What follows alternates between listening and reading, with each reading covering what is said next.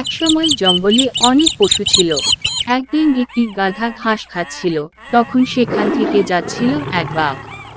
বাঘকে দেখে গাধা বলে উঠল। দেখুন এখানকার নীল ঘাসগুলো কত মিষ্টি। বাঘ অবাক হয়ে গেল।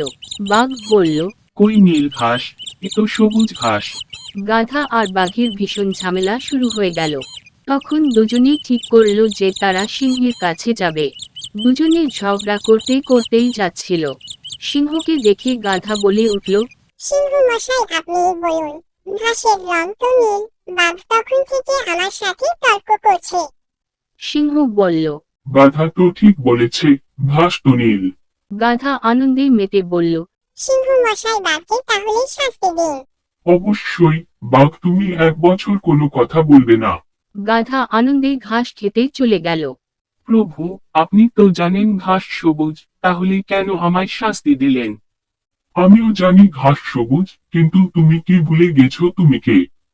তুমি বাঘ, এক শক্তিশালী বুদ্ধিমান পশু। তুমি কিনা তর্ক করছো এক গাধার সাথে, যাকে কিনা সবাই বোকা বলে। বুদ্ধি থাকলেই তা জাহির করতে হবে এমন না, বিপরীতে কে আছে তা দেখে কখনো কখনো চুপ থাকতে হয়।